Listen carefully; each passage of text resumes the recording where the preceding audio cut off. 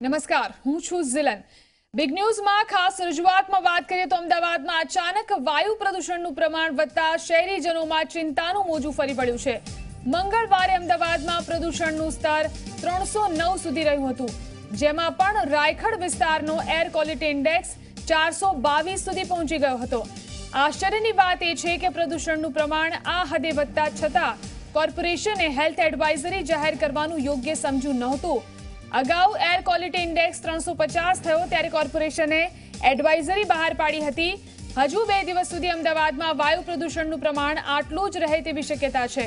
નિષ્ણાતોનું માનીએ તો શિયાળામાં ભેજનું પ્રમાણ વધતા રજકણો ઊંચે ન ચડતા પ્રદૂષણનું પ્રમાણ વધી જાય છે. આ ઉપરાંત વાહનોનો ધુમાડો પણ પ્રદૂષણ માટેનું મુખ્ય કારણ છે.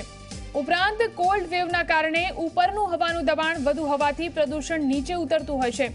આવી ઠંડી અને ગરમીની મિક્સ સિઝનમાં વાતાવરણમાં કાર્બન ડાયોક્સાઇડ, સલ્ફર ઓક્સાઇડ, ધૂળ અને રજકણોનું પ્રમાણ વધતા ઓક્સિજનનું પ્રમાણ ઘટે છે, જે ફેફસામાં જવાથી એક્યુટ બ્રોન્કાઇટિસ, એલર્જીક બ્રોન્કાઇટિસ, દમ, ધૂળ આંખમાં જતા આંખમાં ખંજવાળ, પાણી પડવું અને આંખ લાલ થવી તેમજ છીંકો આવવી, નાક બંધ થવું, અપચો, ઉલટી, ઉબકા આવવા અને ગેસની તકલીફ વધવી આવી અનેક સમસ્યાઓ સર્જાતી હોય છે.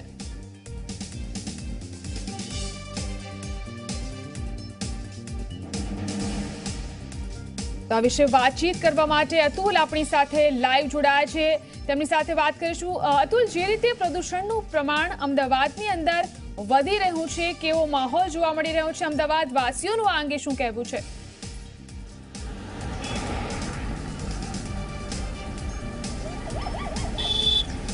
જી ઝિલન, આપણે જણાવી દઉં કે ગઈકાલે જ્યારે અમદાવાદની અંદર જે એર ક્વોલિટી ઇન્ડેક્સ છે તે 400 ને પાર થઈ ગયો, પરંતુ મ્યુનિસિપલ કોર્પોરેશન દ્વારા કોઈપણ પ્રકારની ગાઈડલાઇન જે છે તે બહાર પાડવામાં ન આવી. આની પહેલાં એકવાર જ્યારે 350 ને પાર એર ક્વોલિટી ઇન્ડેક્સ થયો હતો ત્યારે મ્યુનિસિપલ કોર્પોરેશન દ્વારા ગાઈડલાઇન બહાર પાડવામાં આવી હતી. ખાસ કરીને કોઈ દિવાળીનો માહોલ નથી કે કોઈ એવો માહોલ નથી કે જ્યારે ખૂબ જ મોટા પ્રમાણમાં ફટાકડા ફોડવામાં આવ્યા હોય, પરંતુ જે કહી શકાય કે વાહનોના ધુમાડા અને ખાસ કરીને જે ફેક્ટરીઓ ચાલી રહી છે તેમની ચીમનીઓમાં જે ધુમાડા બહાર નીકળી રહ્યા છે તેના કારણે ક્યાંક ને ક્યાંક આ જે પ્રદૂષણ છે તે વધ્યું હોય એવું કહી શકાય. મારી પાછળના દ્રશ્યમાં આપને બતાવવા માંગીશ કે આપ જોઈ શકો છો કે જે ચીમનીઓ છે, ચીમનીઓમાંથી જે પ્રકારે જે પ્રદૂષણ નીકળતું હોય છે તે પ્રદૂષણ ક્યાંક ને ક્યાંક આની પાછળ જવાબદાર હોઈ શકે. જે ફેક્ટરીઓ ધમધમી રહી છે, ફેક્ટરીઓમાંથી જે બહાર આવતું પ્રદૂષણ પણ જવાબદાર હોઈ શકે. સાથે જ જે મોટા પ્રમાણમાં વ્હીકલ્સ જે માર્ગ ઉપર ફરી રહ્યા છે તે માર્ગ ઉપરના વ્હીકલમાંથી જે ધુમાડાઓ પ્રોડ્યુસ થાય છે તે પણ આની પાછળ જવાબદાર હોઈ શકે. અને હાલમાં જે ફોરેન કન્ટ્રીઝમાં કહી શકાય કે કોલ્ડ વેવનો માહોલ છે, જેના કારણે તેની અસર ક્યાંક ને ક્યાંક અહીંયા પડતી હોવાનું પણ કહી શકાય. કારણ કે જે હાલમાં વાતાવરણ છે તે ઉપરમાં રહેલા જે રજકણો છે તે અત્યારના જે હવા પણ ઓછી થવાને કારણે તે રજકણો નીચેની તરફ અત્યારે ઉતરતા હોય છે. તો ખાસ કરીને આ જે રજકણો હોય છે જ્યારે નીચેની તરફ ઉતરે છે ત્યારે આ રજકણોની કારણે પણ જે એર ક્વોલિટી ઇન્ડેક્સ છે તેના ઉપર અસર પડતી હોય છે. અને આ એર ક્વોલિટી ઇન્ડેક્સની ખાસ કરીને જ્યારે વાત કરીએ ત્યારે લગભગ જે 400 ને પાર થયો છે, તો ક્યાંક જે શ્વાસ લેવામાં તકલીફ હોય છે, જે દમાના પેશન્ટ્સ હોય છે, ખાસ કરીને જે રીતે આપે જણાવ્યું કે અનેક પ્રકારના રોગ જે હોય છે તેઓ લોકોને, જે ઉંમર લાયક છે, જે વૃદ્ધો છે, તેમને તકલીફ પડતી હોય છે. ઝીલન, ખાસ કરીને જી બિલકુલ અતુલ, ખાસ કરીને રાયખડ વિસ્તારનો જે એર ક્વોલિટી ઇન્ડેક્સ છે જે 422 સુધી પહોંચી ગયો છે. આ ઉપરાંત બીજા કયા કયા વિસ્તારોની અંદર પ્રદૂષણનું પ્રમાણ વધારે જોવા મળી રહ્યું છે?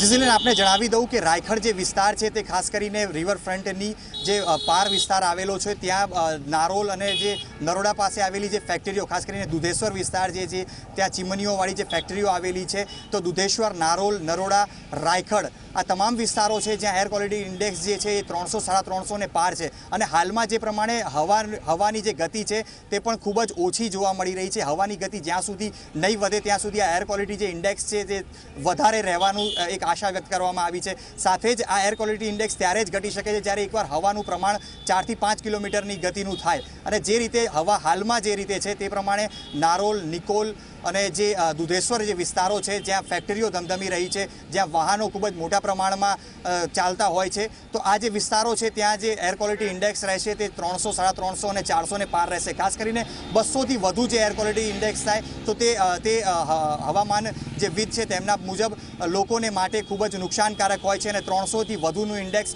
ખૂબ જ નુકસાનકારક હોય છે. ત્યારે આ જે 442 જેવું જે એર ક્વોલિટી ઇન્ડેક્સ છે તે ક્યાંક ને ક્યાંક સ્થાનિકો અને ખાસ અમદાવાદના લોકો માટે ખૂબ જ મુશ્કેલી નોતરે તેવું છે. તે હાલમાં તો કહી શકાય કે મ્યુનિસિપલ કોર્પોરેશન કે જે ગાઈડલાઈન બહાર પાડવાનું ભૂલી ગઈ છે તેના માટે ખૂબ જ ચિંતાનો વિષય છે. સાથે જ રાજ્ય સરકાર માટે ખૂબ જ મોટો ચિંતાનો વિષય છે, કારણ કે દિવાળી જેવો માહોલ કે તહેવાર ન હોવા છતાં પણ જે રીતે ફેબ્રુઆરી મહિનામાં એર ક્વોલિટી ઇન્ડેક્સ 400, 450ની નજીક પહોંચ્યો છે તો ક્યાંક ને ક્યાંક ચિંતાનો વિષય કહી શકાય. ઝીલન જી બિલકુલ અતુલ, એક તરફ અમદાવાદને સ્માર્ટ સિટી બનાવવાની વાતો થઈ રહી છે, ત્યારે બીજી તરફ જ્યારે પ્રદૂષણની માત્રા આટલી વધી ગઈ હોવા છતાં પણ કોઈ એડવાઇઝરી બહાર પાડવામાં નથી આવી.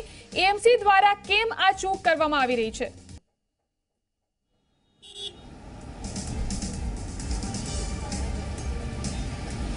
જી ઝીલન, આપને જણાવી દઉં કે આ અગાઉ પણ 300, 350ની ઉપર જ્યારે પણ એર ક્વોલિટી ઇન્ડેક્સ ગયું છે ત્યારે એએમસી દ્વારા એડવાઇઝરી બહાર પાડવામાં આવી છે. ખાસ કરીને વાત કરવામાં આવે તો આ અગાઉ દિલ્હીમાં જ્યારે દિવાળીનો તહેવાર હતો, દિલ્હીને ખાસ કરીને પ્રદૂષણ સૌથી વધારે હોય તેવી રીતે ઓળખવામાં આવે છે, પરંતુ દિલ્હીની અંદર પણ જ્યારે દિવાળીનો માહોલ હતો ત્યારે પણ સુપ્રીમ કોર્ટ દ્વારા એક ગાઈડલાઈન પાડીને સમગ્ર ભારતની અંદર એક સમય સુનિશ્ચિત કરવામાં આવ્યો હતો. એ જ સમયની અંદર ફટાકડા ફોડવા માટેનું કહેવામાં આવ્યું હતું, કારણ કે જે એર ક્વોલિટી ઇન્ડેક્સ છે તેનું પ્રમાણ હાલના સમયમાં ખૂબ જ જોખમી બન્યું છે. ત્યારે વધારે પ્રમાણમાં એર ક્વોલિટી ઇન્ડેક્સનો આંકડો ઉપર ન જાય અને જે લોકો છે તેમને કોઈ પણ પ્રકારની મુશ્કેલીનો સામનો ન કરવો પડે તેના માટે સુપ્રીમ કોર્ટે પણ ચિંતા વ્યક્ત કરી હતી. સાથે સાથે સરકાર પણ તેને લઈને ખૂબ જ ચિંતા સેવી હતી. ત્યારે હાલમાં જે રીતે મ્યુનિસિપલ કોર્પોરેશન દ્વારા એર ક્વોલિટી ઇન્ડેક્સને લઈને કોઈ પણ પ્રકારની જે એડવાઇઝરી છે તે બહાર પાડવામાં ના આવી તો એ ક્યાંક ને ક્યાંક ખૂબ જ મોટી ચૂક મ્યુનિસિપલ કોર્પોરેશન દ્વારા રહી ગઈ હોવાનું કહી શકાય. પરંતુ હવે આગામી જે 2 દિવસ છે ત્યારે પણ આ જ રીતે પણ એર ક્વોલિટી ઇન્ડેક્સ હાઈ રહેવાનો અંદાજ એક વ્યક્ત કરવામાં આવી રહ્યો છે, કારણ કે હાલમાં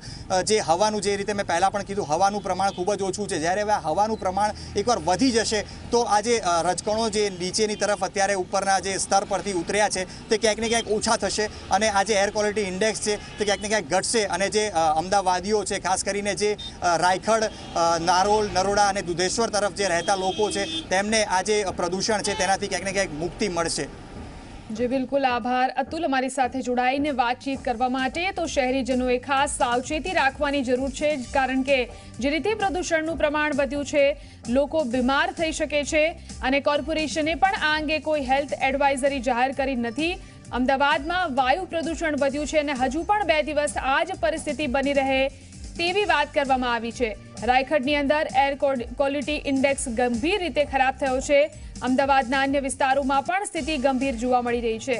કોર્પોરેશને આ અંગે કોઈ હેલ્થ એડવાઇઝરી જાહેર કરી નથી, પરંતુ શહેરીજનોએ જો પોતાનું સ્વાસ્થ્ય જાળવી રાખવું હશે તો સાવચેતીપૂર્વક વર્તવું પડશે.